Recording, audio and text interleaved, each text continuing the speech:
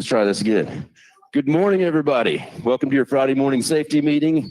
Today is Friday, May 19th. Welcome here. We got great weather outside.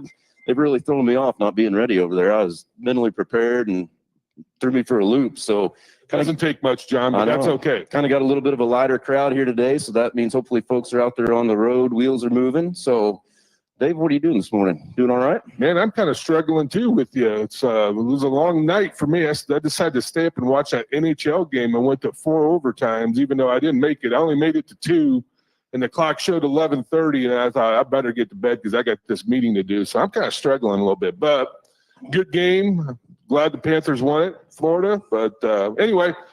No, I'm doing good. Doing good, man. Weather's turning out fine this morning. They're talking rain this morning, but I don't see any rain out there. I see the sunshine. Not yet. So. Maybe a little bit today. Weekend looks great here. Yeah. So looks like great weather. So, a couple of things that I would have mentioned with that. You're talking about good weather.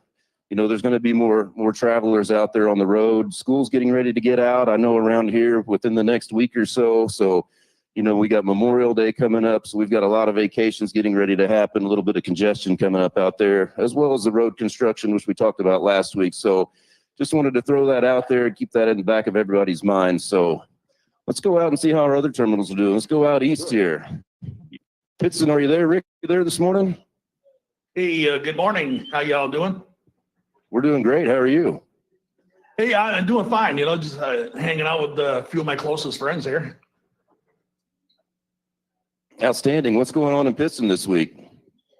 It was a light week as far as orientation, but we had a great crowd, a bunch of good orientation folks. Again, we're knocking it out of the park down at the pad, getting CDLs to our drivers and working on those pre-trips.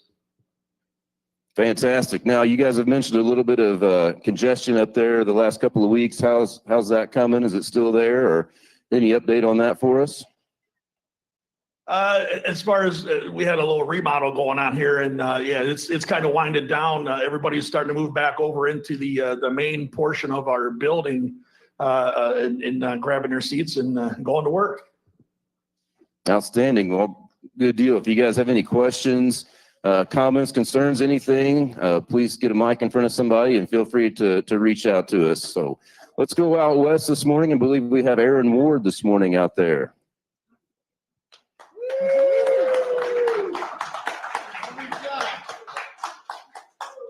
Good morning. Good morning. So you got a friend there with you this morning? I do. I've got a special guest here. I'm going to let him talk here in just a minute, but everything's going good out here. We're had a good orientation class this week, and we've got some people testing out for their CDLs as well. A few upgrades in this week, getting new trucks, and everything's moving along. The weather's good out here. We're in the 80s, and the snow's finally gone away. That's good. Did it all melt out there? Did you guys get flooded or anything? There was some flooding that has subsided a little bit. There's still a lot of snow up in the mountains yet to melt, and that'll take till probably the end of June. But right now, everything looks pretty good. Wow. All right. So any updates there with the terminal with you guys from last week or anything? A little bit. We had our final meeting with the Utah Truck Association in preparation for the Truck Driving Championship, which is going to happen here at the beginning of June. And we're excited to be a part of that. That's going to be a good event. And everything else is going great. Outstanding. Dave, how many drivers do we have going out there to represent us? I think we're at 8. Is that correct, Aaron? Are we at 8 or 9? That is. We were at 9. We had one pull out, so we are at 8. Okay, good deal. And how many drivers did they say that have signed up for Utah? We're looking at 110 or so. Wow, that's pretty good. Yeah, that's good awesome. Turnout. Yeah. So I've got a special guest here with me. This is Tim Hicks. He's one of our CDL examiners, and I'm just going to let him introduce himself and talk about his history at Prime here for just a second. Hello, everyone. I'm Tim, and I'm one of the 3 CDL examiners here at the Salt Lake City terminal. I came to Prime 12 years ago as a driver. When I came here, there were a lot of doors of opportunity presented to me, and I chose to become a over-the-road PSD trainer. I did that for a few years. I was invited to come in-house to become one of the first in-house instructors for the local program and to help streamline it into what it is today. I did that for a few years. Then I became a CDL examiner. And I just want all the students and newer drivers that have come to Prime to know that those same doors are open for everyone here. You know, if your dream is to become an owner operator, to own your own truck, or to come in-house and become a mechanic or in-house instructor, or to be a trainer, all those opportunities are available to you. You just need to do your best, do what's right, and treat others the way you want to be treated. And sky's the limit here. Thank you. All right. Thank you. That's a great story, and congratulations on all your success here. We appreciate everything that you do out there with the program. So with that, let's bring it back here to Springfield, Missouri. Welcome, everybody. All right. We got a few that are awake over here. So, you know, first and foremost, you know, we usually do this a little bit earlier, but before we forget, I hope everybody's enjoying breakfast. Let's please give a round of applause to John and his crew over here for the great job that they do. So we have a few yellow vests walking around this morning, so we always like to take time to welcome and recognize our new associates here at Prime. So if you're in any of the 3 terminals and you're a new associate, this is your first week here with us, please stand up so we can give you a round of applause and welcome you to the Prime family.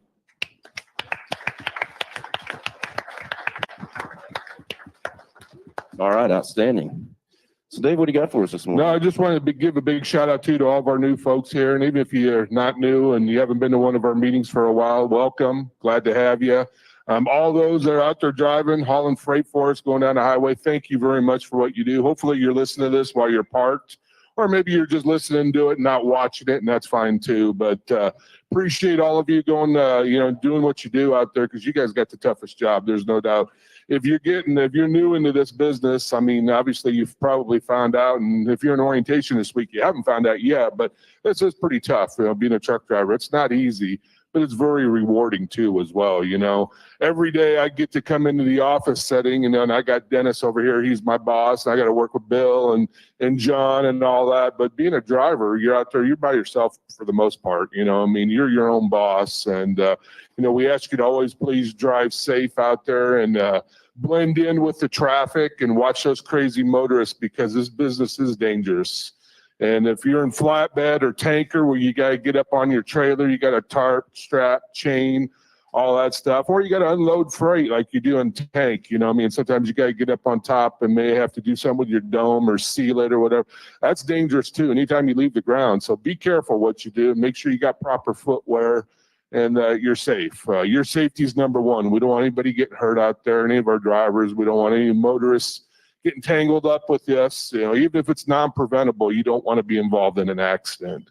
And even non-preventable accidents, you got to get your truck fixed, or we got to get the trailer fixed, and that hurts us as a carrier, when we got to have a truck down, and and you may not be able to drive your truck for a while. And even though we can go after the other people for your damages, hopefully they got insurance, but not always, do they? So it's not always a slam dunk, So sometimes we end up having to pay for it. And you may get charged your deductible too if it's non-preventable and they don't have insurance. Those situations arise. So, staying out of accidents is extremely important. And Aaron brought up the truck driving championship team, and come first weekend in June here in Missouri, we got ours going down to Branson as well. And I went down there earlier this week and had a meeting with our committee. And, those are some of the best drivers we have here. And we got 15 going to Branson this year. But in order to qualify for that competition, you got to be accident free. There's even non-preventables will knock you out. And that's every driver that enters. So in Missouri this year, we're going to have 193 drivers competing down here in Branson. It's an indoor facility, so it's going to be pretty interesting, fun time. Hopefully we come out on top. The last few years we've been very fortunate. But just to qualify, John, for this competition, accident free, and that's pretty hard to do in today's environment. So if you're able to stay away from an accident out there and get a year, 2 years, awesome, congrats. Let's keep going. And if you do get tangled up, hey, let's get let's figure it out, and we'll get back and get you back heading in the right direction, and hopefully accident free, because that's what this is about. So, all right, good deal. So as Dave mentioned, this is being broadcast, simulcasted out there. We're on Facebook, Prime's Facebook page. It'll be recorded. So if you're out there driving, watch it later whenever you're safely parked. We're on YouTube and LinkedIn as well. So if you're not able to be at a terminal, we hope you're listening in or will listen in at some point in time over the weekend here. So you want to talk a little bit about inspections? I'll tell you what, you signed off on them, didn't you, this past week? I did. I was can going to talk throw more that about them. But no, I was going to say too, we've got some construction going on behind us. You'll see some yellow tape back here, and upstairs they're doing all kinds of construction. If you haven't been involved inside one of those guys' bunk rooms, shower rooms, get up there and check that out, because they are beautiful. With the construction that's been done, it's awesome. They've done a wonderful job, and I know we've got a lot of good compliments on them. But if you haven't had that experience yet, man, there's showers in there, John. I went through there. Mark Piley took me through a couple of weeks ago. It's like 5-star hotel deal. Yeah. I mean, the showers are wide open. There's no doors or anything. You just walk in, and bathrooms are really nice, and it's top of the line. So a big shout out to those guys, and they're still doing construction up there. So excuse the mess, but they'll get through it. They'll get it all fixed up and be beautiful, just like the facility already is, and just enhancing it. So Robert does a wonderful job and investing back in the company, and that's one of it right there, is fixing those, replacing showers, replacing bunk rooms, and awesome job. So yeah, thank you for Robert for doing all that, and especially all of our drivers. Enjoy those amenities, because they're all for you. So what are we going to do on the inspections, man? How did we do this past week? All right, we didn't do too bad. We had 136 total inspections. We had 91 clean, so 67% pass rate on that. So give yourselves a round of applause. That's absolutely fantastic. Now we're just coming into this week was the big blitz. We did. Tuesday through Thursday. And so obviously those numbers aren't in yet, but so pretty good job though. 67%. We'll take that. Absolutely. And I'm glad that this was my week to go through them and not next week after the inspection, because that 136 might be a little bit higher next week, Yeah, poor Bill. I was looking for. Oh, there he is. Bill gets him next week. So I do want to point out a couple of issues that I did see this week. And one of them is one that we've talked about before, and that's a bypass scale warning citation. So we're going to bring Sean up here in just a second, and we're going to make him talk a little bit about that. I don't know if you were going to talk about that, but we'll probably ask you to talk a little bit about that after this week. So, that was probably the main one that I saw on there. We're also going to talk a little bit about IFTA stickers as well when Sean comes up here. That's another violation that we've been seeing pretty frequently this year, especially year over year compared to last year. Our IFTA violations are up 2 or 3 times higher than they were last year. So yesterday in our weekly safety staple, we sent out a couple of different items to look at. One of them was the IFTA stickers. So, please make sure that those are updated. The updated stickers are on your tractor. If they're not, if you don't have them, please get with our permit department while you're here. Call them. I put their number out there on the weekly safety staple. So if you need to get a hold of them for anything, just look that up on your Prime app. And then, the last thing that I want to talk about that I mentioned on that is, something unfortunate that we do have to talk about. And that's altering your equipment on your tractor. So altering your safety equipment on your tractor, is an absolute no-go. And that includes falsifying logs, signing out of your logs to drive. We've had a couple of examples, with the PC personal conveyance test group that we're doing, where we've unfortunately had a couple of folks sign off, try to get around, skirt around the rules there. And unfortunately, that's going to be an automatic disqualification. I mean, you're just putting yourself and everybody here sitting next to you at risk whenever we do that. So please don't do that. It's out there as well if you want to read that, if you hadn't read it yet. But just wanted to mention those 2 things real quick. Yeah, and safety technology goes along with that as well. So anything alternating your forward collision warning or covering it up or things, we haven't had that happen in a while, but it does happen from time to time. It's just a reminder. Don't do that. It just opens us up for liability if you're involved in an accident. It's just a path we don't want to go down. So if you're having problems with it, though, make sure you get a hold of your road assist people and hey, have them route you in, and we'll take care of it. We'll look at the problem here and all 3 terminals, and maybe if not, maybe another shop in between, they can get you in quicker. So But, get it fixed. If you're having issues with it, let's get it fixed. It's not covered up or do something like that. Back to what John was saying on this IFTA stickers too. I just wanted to comment real quick. There's certain things out there to go through a scale that's like an automatic pull-in if an officer sees it. One of them obviously is the IFTA sticker, but the other one's like license plates and things like that. If you're missing a plate, make sure when you're doing pre-trips, you're doing a thorough pre-trip, you're looking at all that. You got your stickers, you got your plate, you got, you're walking around, nothing's hanging off your truck, because there's certain situations, many times, you may get bypassed going through a scale because they got too many trucks going in, or they just don't want to see you. But other times, if they see stuff like that, it's a give me, hey, you're missing a sticker, you're missing a license plate, pull it around back. And now we're already starting off on a bad inspection. And, we want to keep raising that 67%. Let's get it higher. And hopefully this next week we will. But those situations arise, make sure you get it addressed and make sure you're looking for things like that. So.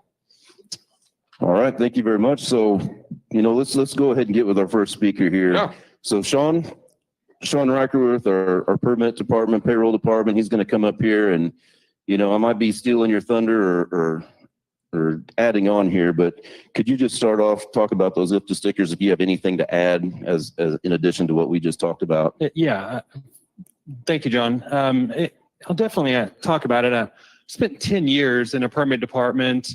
And I'll tell you what happens is people aren't trying to be neglectful, right? Renewal comes around, you tell us to mail your stuff somewhere. If the stickers is kind of pared down now, what all we mail out?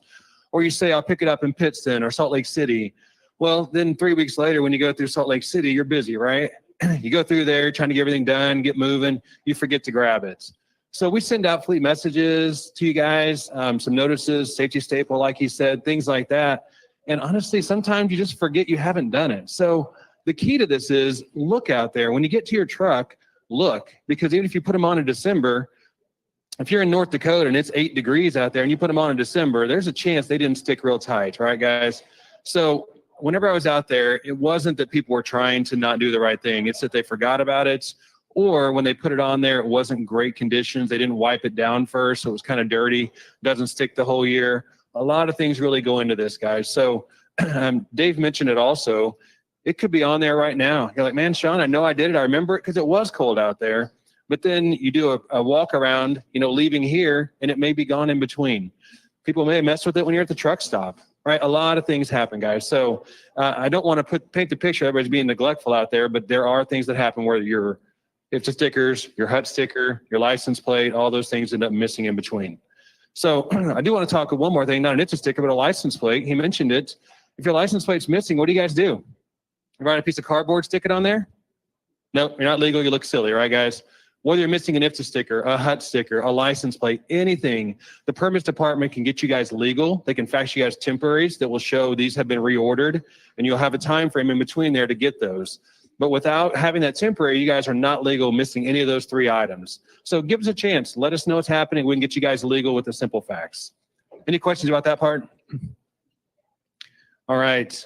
So there's a couple other items I actually am going to talk to you guys about. One of them is going to be lumpers. We, a while back, started a program through Comdata where we had lumpers where you pay for it on your card, right? You don't have to get an advance from your fleet manager. This covers about 80% of our lumpers. It's going to be Capstone, RoadSync, and U-Chain are the 3 locations you can use this at. And you guys have probably been using it, right? I'm not telling you anything you guys don't know already, but I do want to give you guys a couple of updates. So we've done it for a while. So how's it going, right, in general? So I looked this week. We're averaging over 300 transactions per day that's going through this method, which is great. 70,000 transactions overall that we've done through this. And the big thing for you guys is a savings, right? So there's a time savings. You don't have to call in, get an advance put on your card. It's just sitting there for you. But also there's a cost difference between Express Code and doing it this way. So overall, we've saved over $162,000 doing this method versus an Express Code for you guys. So huge benefit for you guys when you're out there. Hopefully everything's working well. If it doesn't, of course, you have to let me know if something goes wrong. But I see the transactions coming through. It looks like everything's working well on it. So any questions about lumpers? All right, the other item is going to be DriveWise.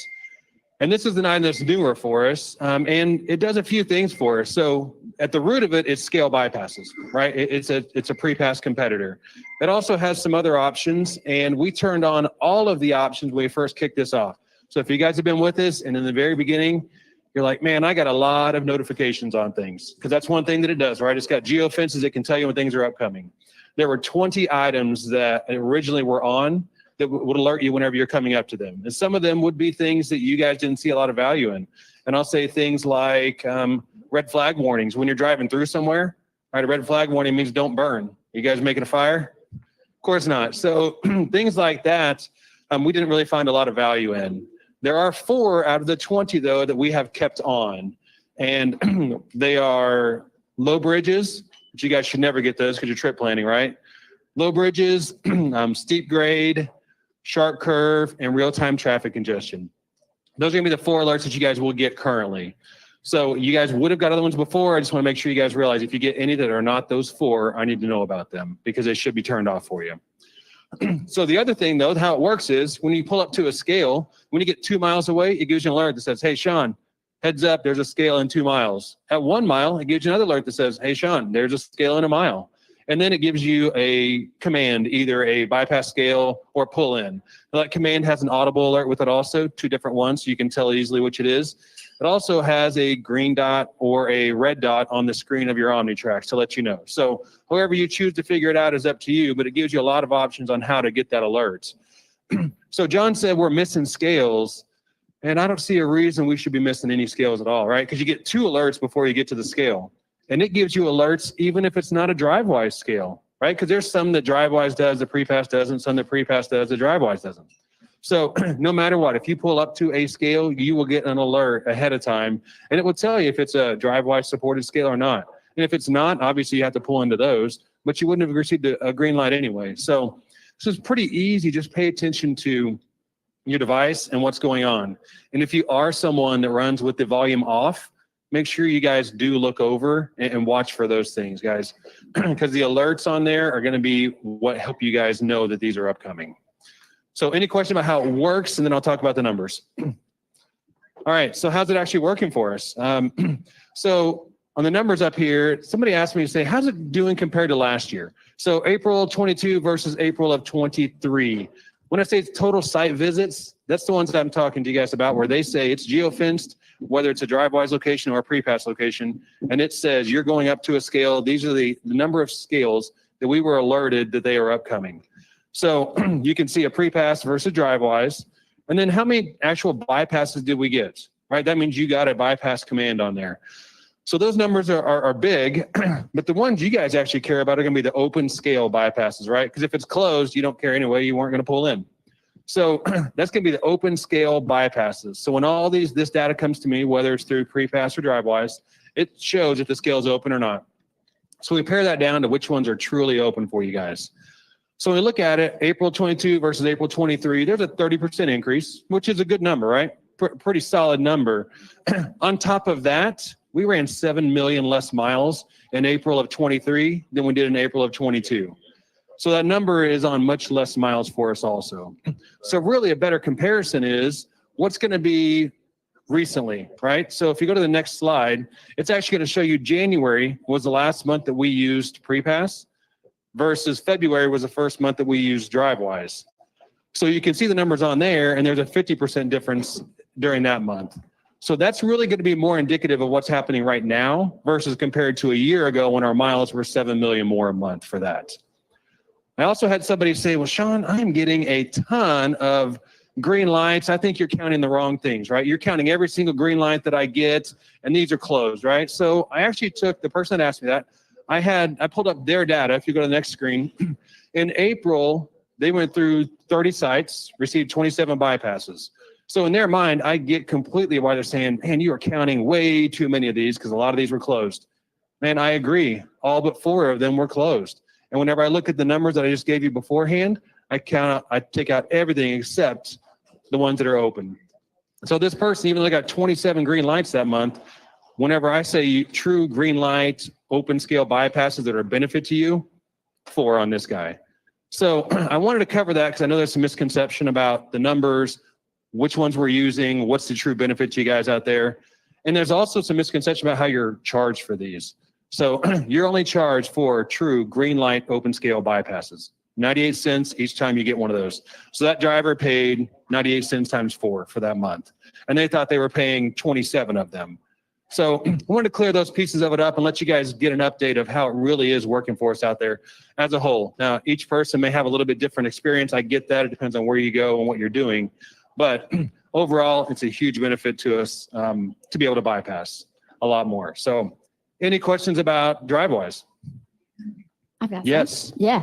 I had a question about what about the welcome home messages when you get to the terminals and then the not turning down Mayfair? Are those still on there or were those taken off? No, I love those messages. The problem is whenever I said that we got rid of the other ones, it's a package of all 20 or it's a package of the 4 that are remaining. So no, those are called custom alerts. Those are gone for right now. Again, I would love for them to come back, but I can't do it without getting all 20 messages combined back in and overloading you guys with messages. I have told them though, from the very beginning, they refine that part of it. They make it more a la carte where you guys can kind of choose what you want and don't want in there with an umbrella package from safety. Then we'd definitely be interested in the product at that point. But right now, those will be gone. Anything else? Yes. So some drivers are getting rollover warnings for exits they're not taking. Is there any way they can refine that? I know that's kind of a hard thing because it doesn't know if they're actually taking the exit or not. You bet. And can they refine it? Possibly. I have had that discussion because I've got that feedback and I agree with you guys. You're going straight down the interstate and there's an off ramp. You're not going on it, but in order to geofence it in time for you to slow down, they've got to have that geofence back just a little bit, right? So it is, I understand it completely. If you know there's not a scale there, I would tell you guys, you ignore that alert at that point, right? Because you know there's not going to be a scale right there. But what I've asked for them to do is see if they can tie it in with navigation packages to where they'll know if you're taking that or not. Now, I'm not a programmer. I'm not going to promise that can happen or it's going to happen tomorrow. But that's been my ask to them is to refine it to make it better for you guys. That's it. 2 great questions. So, guys, if you have any questions, I'll be over here. Otherwise, I sit downstairs in the Z building, back left corner if you need anything. I appreciate your time, guys. Thank you. All right. Thank you very much, Sean. Thank you, Sean. Yeah, that's a lot of great information. And, you know, if anybody has any questions, Sean's going to stick around. If anything comes up, feel free to come up here and ask him. And I wanted to add on a little bit to the question that Jamie had that came in from online about, you know, some certain messages that are going out to the truck. We've had a few that have gone out here lately. And I know that this was something that somebody mentioned to me to talk about this morning. So I think that some of you have probably seen some messages come out that said that you're on the pilot PC program. And so what happened is those messages were coded a certain way, and we implemented a new program about probably 3 weeks ago. And, you know, it's from a safety perspective. If we add a message to your driver code and we code it under a certain message, whenever you pull through a terminal gate, then you will automatically receive a message to your Prime app, and your fleet manager will receive a brake message to their AS400. And the goal of this was whenever we put a message on a driver that says maybe, you know, you need to come in for the comprehensive log class, or we need to come in for PSC class, or we need to update your physical or something along those lines, we were running into a few issues where we would have a note on your driver code. You might come in, you might put your truck in the shop for a couple of days. You may not have been aware of that message. And then you've been down for 2 or 3 days. You're ready to get back out there and make some money. And we get a phone call Friday at 9 o'clock at night that says, hey, Dave's trying to leave with the load, but it says here he needs to come take PSC class and talk with safety. And then we have to make a decision. Do we let the truck leave, or do we hold them until Monday? And the last thing we want to do is disrupt your business, disrupt our customer service, because inevitably it seems like the load that these drivers are always on is the only driver that can get that load there, right? Yeah, exactly. So to prevent that, you will start seeing those messages when you pull in. And all we want to do is make sure that you're aware, your fleet manager has the reminder, so we can get everything knocked out so that when you are ready to roll, then there's not going to be any delays, and we're not going to, you know, delay our customers' freight getting there on time. So. Yep, good information. Anybody have any questions so far? Got one over there, Bill. Hold on 1 second. I want to get you on the mic, please. In regards to that, when I came in, I was I was not allowed to drive because I was in the hospital last week, and y'all had put that message on me. I had already known that I was not allowed to drive, but when I got into the terminal, I got that message. It was kind of a little too late by then, like, you know, in regards to that, because I'd already knew that I wasn't allowed to pull a trailer. So, I mean, are those messages only coming to you when you come into a terminal? Because I rarely come to a terminal, and I was already coming here because of that.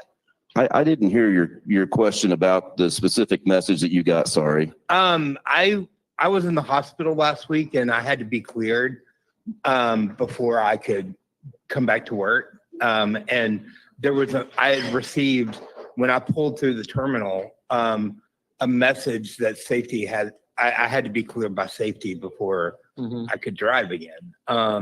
When I already knew that, and before I ever got to the terminal, and it wasn't really a helpful message because I'd already. So Sure. So something like that, you know, if there's been some sort of a medical, you know, issue that has came up, or, you know, if your home state doesn't think that you've put your physical on file with them and your CDL shows suspended, anything like that will be a direct phone call to you, your fleet manager. And, you know, as far as from our procedures, it'll be, you can't drive until this is cleared up. So those types of messages are different than what we're putting on the truck as far as, you know, needing to take a PSC class or needing to take the comprehensive logs class, something along those lines. If it's something that has to do directly with your ability to legally drive the truck, it'll be a phone call, and that'll be discussed in, you know, over the phone in person. And we understand that, you know, you can't drive, but it's all the night coverage. You got different people covering the fleets. And so you get a night coverage guy, or you get a mid-shift guy if the fleet manager's away. And it's just communication. That's what it's for. Communicating to everybody so we're all on the same page. And so is outbound on the way out, that they know that, hey, you shouldn't be pulling the load out. So it's just communication. That's what it is. So. Right. Is there another question here that I saw? Anybody else have a question real quick? Tell you what, let's go to the next one. Okay. You know, usually we're looking for speakers for this, you know, and we're asking people to come up here and within our walls. But yesterday afternoon, I get this message from Sam Messick, says, Dave, can I have 5 to 10 minutes? I got some good stuff to share with our driver group. So yeah, we made room for Sam, man. And Sam's a great asset here. He's in our accounting department, but he manages all of our fuel and fuel stops. And he says he's got some good info this morning. So let's bring him on up. Sam Messick. How you doing, Sam? Did you stay up for all 4 overtimes last night? Like, I did not. You're smart. You like the to win. NHL cheated Canada again and kicked us out, so I'm in protest. But no, hey, just wanted to give everybody, first of all, good morning, and wanted to give you all, hopefully, what is some good updates about our fuel bid process. So, as you all know, for the last couple years, Pilot Flying J has been our primary fuel vendor.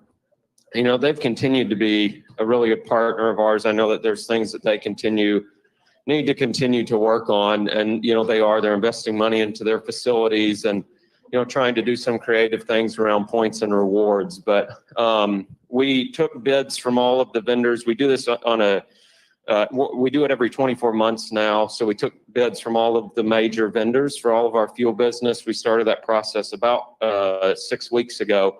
You know, this is a super scientific process for us. We want to make sure we get this right because it's fuel costs are one of your largest, they are your largest operating costs on a daily basis, right? So we want to make sure we make the right decisions. We negotiate hard with these folks. We try to make sure that, you know, Prime's buying as good as anybody in the industry, that you're getting all the perks and rewards that you deserve. So with that being said, I guess we're proud to announce at Prime that for the next 24 months, we will have a combination deal as far as our primary fuel providers, with the primary fuel vendor being Love's. Is that good news for everybody? Everybody excited about that? So Love's is our primary. TA Petro will be a close secondary to the primary. So we'll have some really great discounts at those facilities. Just to give you an idea of some of the perks and benefits that you'll get. So we're getting about an extra 15 cents on DEF discount from Love's and TA Petro compared to the best deals that we have from Pilot today. We're all in total, Prime drivers will save just over $3 million additionally in diesel cost annually with the new fuel deal. All Prime drivers with Loves will be on their Diamond status. So just from day one at Prime. So if you're, in the PSD program at Prime, or, if you even don't fuel at Loves, it doesn't matter. Every Prime driver from day one at Prime will get Loves Diamond status. And that Diamond status is, it's good stuff. We really appreciate Loves doing this for our operators. It really shows how much they value what you all do. But that Diamond status gives you free showers, free drink refills every day at any of their facilities. They're trying to treat you like family.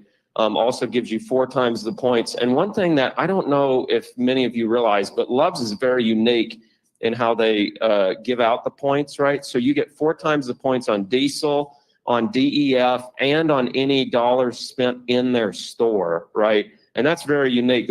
Pilot only gives it on diesel, a TA as well on diesel. So Loves is really trying to make sure that they're taking care of the operators. I guess they understand probably better than anybody where their success comes from, and that's from you all. So we're also getting some really good service discounts from Loves. So, on your PMs and stuff over the road, you should see some additional discounting there. With TA Petro, we'll be on their Prime Gear and Platinum status, which without going in, we'll send all this information out in the mobile app and post it out on the Facebook pages and stuff. So look for more information there, but it should be several $1 million of additional savings to you all, better DEF, diesel discounts, better reward programs, hopefully good things all around. But that's really all I had, unless we have some questions, and be looking for more info. Gilbert. Yeah, great question. When does it take effect? June 5th, Monday, June 5th. So it will go live at midnight that morning, 12:01 on the 5th. Any other questions for me? Oh. Hi. Is that for lease operators too? Yeah, that's for all anybody within the Prime family, lease operators, independent contractors, company drivers. You get all of those benefits. Yeah, owner ops. Yeah. Yeah, you're welcome. Anybody else? All right. I think that's it, Dave. Awesome. Good news, Sam. Thank you. Thank you. Thank you. No wonder he wanted to come talk today. No doubt. That was great having him up here. Absolutely. I'm going to look him up when I go to buy my next vehicle, it sounds like. It sounds like you can negotiate. We can get a Loves around here. We'll be losing Bill. He'll be going over getting free refills. That's right. Well, 64-ounce Dr. Peppers that Bill drinks all the time. It's Diet Coke. Diet Coke, sorry. All right, so the last few weeks we brought up some different departments here. We talk about refrigerated a lot, but we've talked with flatbed, we've talked with tankers. So this week we're going to bring up Ross Clement with our intermodal department, and Ross is going to give us some updates on the intermodal side. Yeah, good morning, John. Thanks for having me in today. Good morning, everyone. First of all, I just want to start out by saying thanks for all you do. It's amazing to see the amount of goods that are delivered on time every day and damage-free. So thank you for that. Again, my name is Ross Clement. I work in intermodal, and I've been with Prime for about 9 years now. So I'm one of the younger guys here. But I field a lot of questions from other departments. Drivers calling in asking, "Hey, what is intermodal? What do you guys do?" And so I want to go over some of that this morning. And we haul reefer freight on containers, basically in and out of rail yards in very localized areas. So most of the major cities in the United States, we've probably got an intermodal presence. So our drivers work locally, go home every night, and then run reefer loads throughout the day. And I get a lot of questions on whether we're going into ports or what we do, and it's actually local rail yards in those areas. So Los Angeles, San Bernardino, Chicago, Illinois, Harrisburg, Pennsylvania, and many others. Those are just some of the larger ones. One of the second questions I get is do I have to have a TWIC card to get in the rail? And you do not have to have a TWIC card to get in the rail. It's not a port. So everything we run is domestic across the United States. So anyways, our drivers do get home every night. Our loads are ran on reefer containers. So they're a little bit different than the reefer trailers that many of you will see over the road. They're actually a container on a chassis, and I'm sure many of you have seen those being pulled on a train, and they're double stacked too high.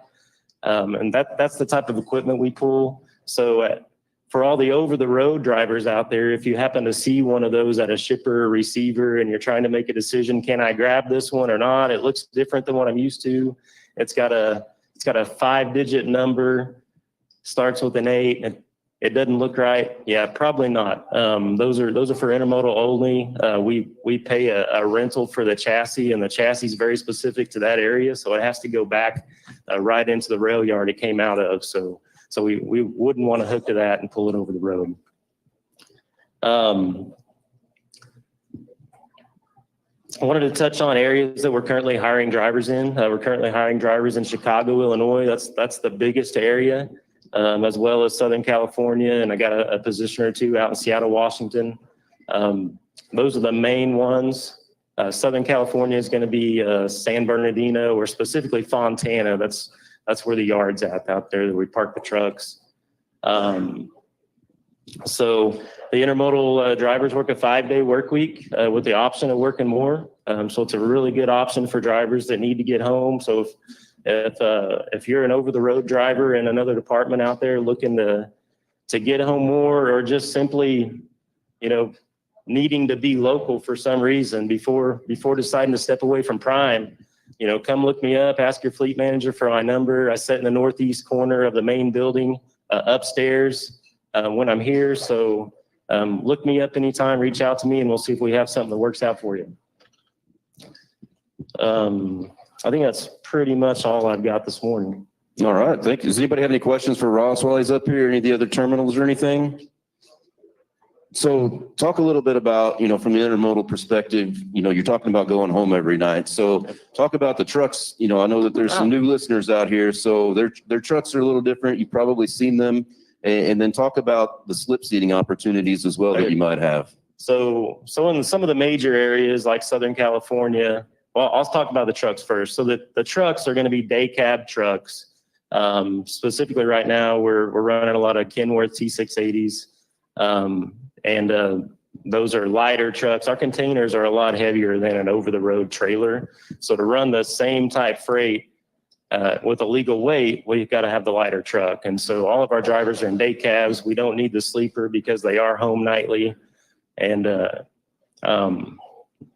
so that's the truck we use.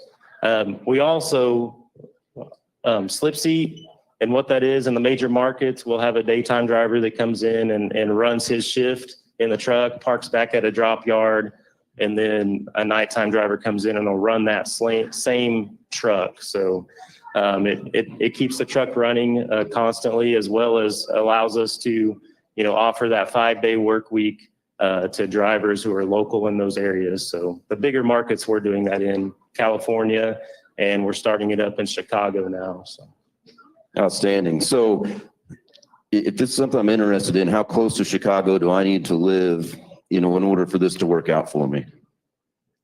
That's a tough question. I mean, it really comes down to how far are you willing to commute daily to come to work? Because all of our trucks are going to be parked right in central Chicago, and the drivers commute to work every day. So, for me, that might be the 10, 15 miles. For you, that might be 25 miles, maybe 30 miles. But, a lot of times we really want to stay within that 30-mile range, just because, intermodal is a hard job. You work hard, you run a lot of loads. Our drivers are running 3 to 4, sometimes even more, 5, 6, 7 loads a day, depending on how short the trips are. So if you've got an hour commute or an hour and a half commute to work every day, and then an hour and a half commute back home, plug that in with a 10 or 12-hour day, that can be a long day. So we really like to stay within that 30-mile range, but we can have that talk case by case if somebody's interested. All right, perfect. Jamie, you have a question? I do. Can lease operators run an intermodal? We do run lease operators in the areas we're currently hiring in right now, specifically Chicago, Illinois, and Southern California.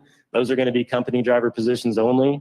But where applicable, there are some lease operator opportunities. So we have lease operators right now currently in Memphis, Tennessee, and Salt Lake City, Harrisburg, Pennsylvania. So yes, we do have some of those options. Okay, another question? Yes. How are they paid? Is it different from over the road drivers or how is it different? Yeah. So our lease operators are paid on a flat rate by load, and it's all based on length of haul. So it is a little bit different if we split the load up. 72% of the revenue, the way you're paid over the road on those portions of the load that you run would actually be not enough pay for that portion. So yeah, we do it a little bit different. It's all on a flat rate. Our company drivers are paid on a guaranteed amount per week basis. It's broken down in a guaranteed amount per day as long as the driver's working a full day. And then we have an incentive on top of that where it all comes down to how many loads the driver runs, how much revenue they generate. They can make some additional pay on top of the guarantee. So Outstanding.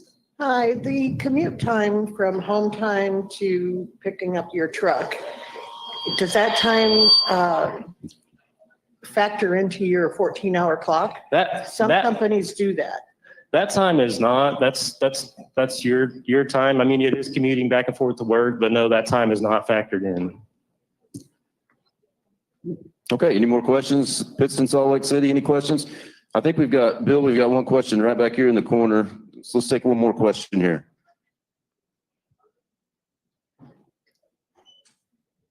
Is there additional training for that? There's a little bit of additional training. So if you're already trained in reefer, like you already know how to pull the 53-foot trailer and understand the reefer unit and all that. So when you come into intermodal, we will run you through another week or 2 weeks, somewhere in that range, depending on the driver, but at least a week of additional training, just getting to understand the chassis and the rail yards, how to get in and out and that sort of thing. So. And you do have an intermodal orientation that you go through here on the yard with every driver that comes into the yes, department, absolutely. correct? We go through a little orientation here as well. So. All right. Well, thank you very much, Ross. If you don't mind sticking around in case there's any other questions here. And so we appreciate you coming up here. All right. Thank you very much. Good job. More good info there, Johnny. Absolutely. What do we got next?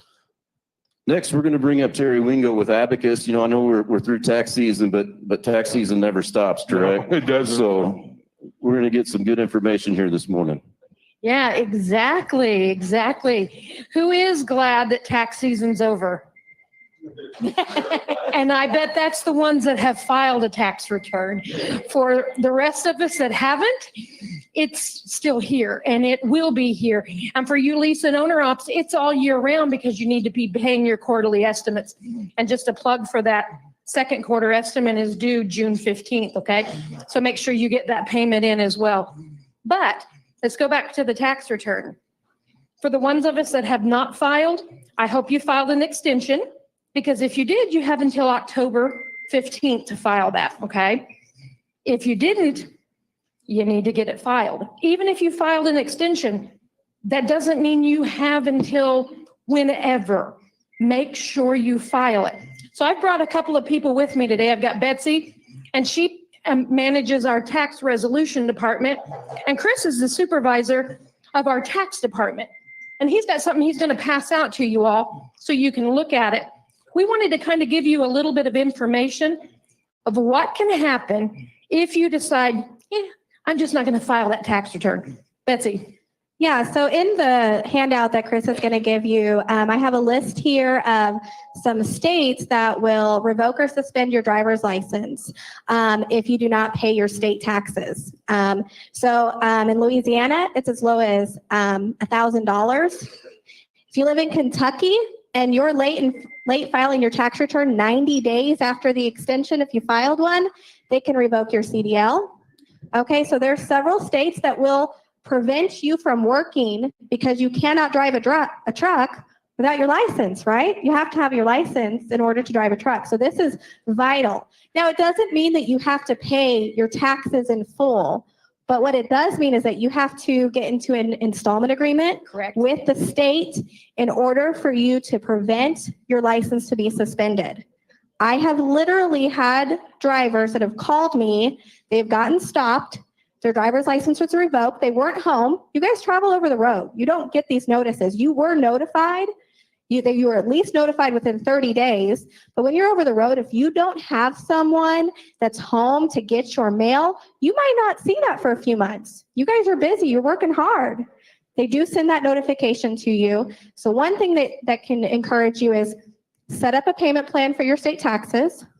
If that's not an option, make sure someone is checking your mail. You do not want to get stopped and find out that your driver's license was revoked and you cannot drive your truck and you are stuck. Well, Betsy, we're Okay. talking a lot about states here because absolutely state will want their money as well. That, Yeah. even though you're working for it, they want their money, okay? What will the federal government do?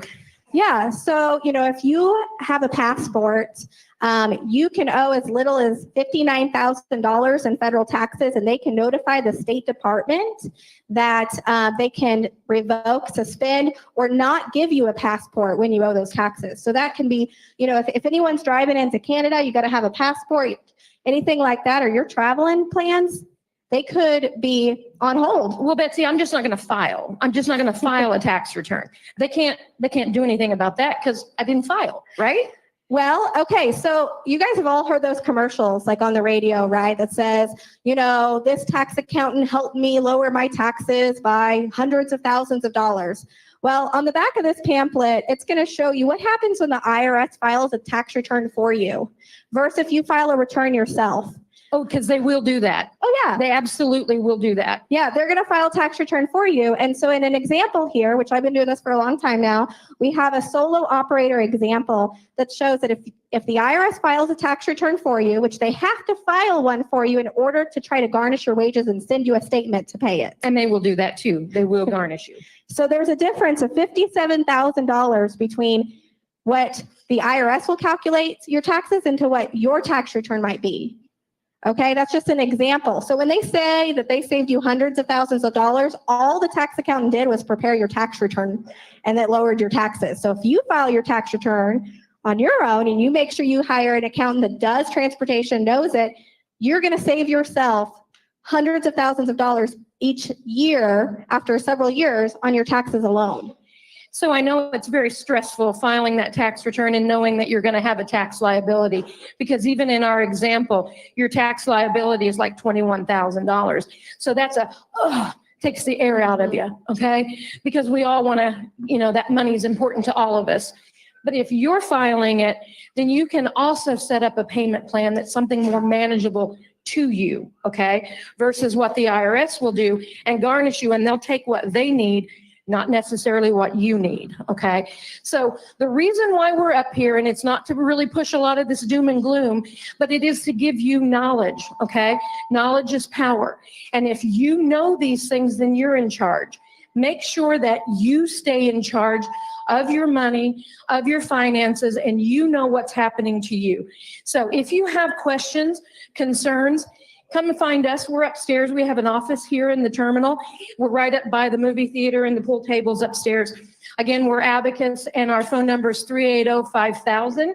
But if you do not come to Abacus, find somebody that you trust, that you can work with, that knows the industry. That's the most important thing to take away from this today, is to make sure that you have somebody that you can work with to file your tax return, so you're in charge and not the government, okay? All right, thank you guys. Thank you.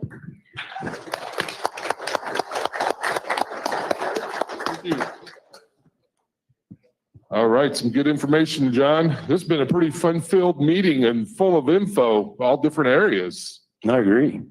There's somebody we haven't heard from, though. I think we probably should. I think he's getting itching back there a little bit. He is. I think we should bring Around. Dennis up here to wrap things up here before we pass off to the big Get our dogs safety here. director, Dennis Davis, up here. So welcome, Dennis. Welcome back, man.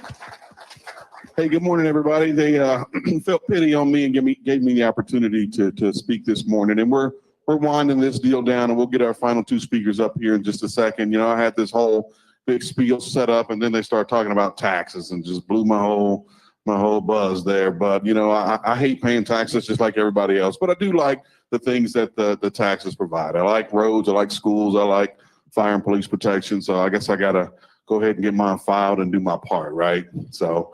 We do this meeting every Friday. A lot of the speakers, minus Ross, of course. We're wearing red, and I said that because I was just giving him a hard time. But we wear red. We do this every Friday. The reason that we do this is because we want to remember everyone deployed. It's an acronym, RED. So if you serve this country in uniform in one of our armed services, give us an opportunity. Please stand and give us the opportunity to say thank you to you.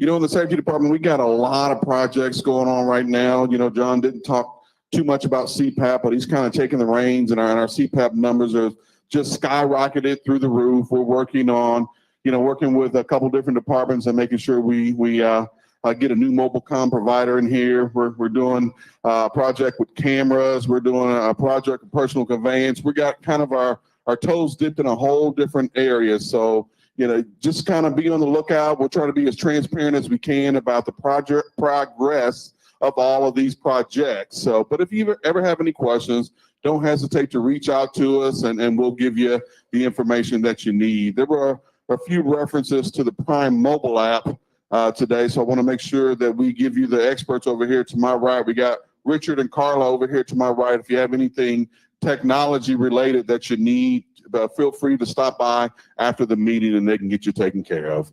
And all the speakers that spoke this morning are going to kind of hang out. I see Sean's still over here. Ross is still over here. Our tax team is over there. So if you ever, I thought I saw, Sam's over there as well. So if you ever have any questions that you don't necessarily want to jump on the microphone in front of everybody to ask, these folks are going to hang out for a minute. And of course, you have access to them at any time. This is an open company, no silos. Very, very few folks in the building have offices, so you can go in and ask the questions that you need. So with that being said, I'm going to ask Steve Wucky to come on up and talk to us a little bit about what you got going on. Thank you very much. Appreciate it. I'm in sales. Appreciate very much what you all do for us. You represent our sales team. Every load you pick up and deliver on time, that's a differentiator. So thank you very much for that. It's a little bit tough. One of the things I wanted to tag on to, it's tough in the marketplace right now. It's flipped just a little bit on us, but we're finding freight, and I've been gone a lot, and we'll continue to be gone a lot, just like most of our salespeople. We're going to be out in front of our customers, and we're going to try to find some more wins for us all. But one thing I want to tell you, I'm so proud of Sam giving some love, because your biggest item, your biggest cost item is going to be fuel. And in these down times where you're really scratching and scraping to make a little margin, fuel is the way to do it. Just improve your fuel mileage by a half mile or mile per gallon, slow down a little bit, take that money and pay some bills. Don't leave it at the truck stop. So Sam, I really appreciate how you work with those love people. I think sounds like it's a hit. And thank you for working on that diligently. So, as I was saying, it's a little spotty in the marketplace right now. I can tell you that we're going to get on through this just fine. When we look at our numbers compared to the competition, we're still doing very well. Are we working for a little bit less? Yes. All of our in-house people too, right over here, you're all working for a little bit less, aren't you? Just the way it works. We're all aligned. So, we're in it together. We're going to keep fighting and scrapping, finding some wins. One thing that I'm hearing this week in front of customers is, this allocation to this low price carrier or broker, it's not working out so good. They're not dropping trailers. They're not picking up my freight on time. Would you look at these lanes again and give us pricing? So, our strategy is really simple. We don't want to be a low price service provider. We want to be a low cost service provider. So we're getting a chance to look at some of this volume coming back to us. It just got to run its cycle. So just bear with us, suck it up, keep fighting and scrapping. Safety's our highest calling. Don't ever think anything else. Yes, service wins. Service is extremely important, but you got to operate safely. That's the whole deal. When you chose to become a professional driver, man, you took on a huge responsibility, and safety is it. And as I know, there's a lot of crazies out there, man. Those four-wheelers, they're wanting to wreck you. So just drive careful, pay attention, no distractions. We'll keep finding freight. You bear with us, okay? Now I'm going to bring up the guy that really created this whole company. Started with one truck, just like you all have dreams.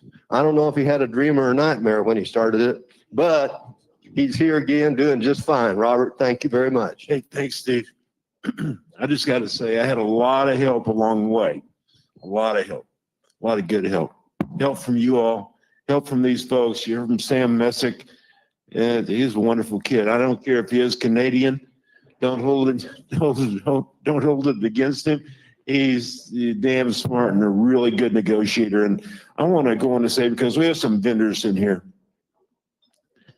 you know, we want to be a good vendor to our customers, and we want our vendors, we want to be a good customer to them.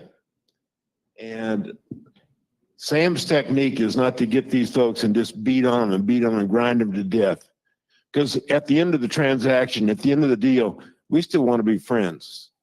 You know, what happens is when you grind up these folks, beat them down too much, it's like if I tried to beat you all down too much, you know, you might accept it for a while, but we might not be such good friends afterwards. And that's not the most productive way to go. So I trust that the Loves folks at the end of this transaction, although Sam is very strong, very linear, we're still friends with them. So you're going to get that good service. It's not going to be, okay, here's your fuel, but I hate your guts. You know, that's no good. That's no way to have a relationship, right? You know, we want to negotiate with them the right way. It's again, like treat others the way you want to be treated. You know what I'm saying? Freight is tough, but we're getting through this. Steve and his team doing a wonderful job. They're out there shaking and baking. You know, they got that jet fired up. They're costing me a lot of jet fuel, but it's worth it because getting out there, seeing these customers, whining and dining and doing what it takes. And we are winning. You know, you don't have to outrun the bear, just the other hunter, right? Let that doggone bear catch that other hunter, grind them out, because we got some other hunters out there that need it. And so I'll conclude with this. I want to thank you. We appreciate what you do. Truly, we respect you and appreciate what you do. And thank you for every load that's picked up and delivered safely on time over there. So God bless each of you and please be safe.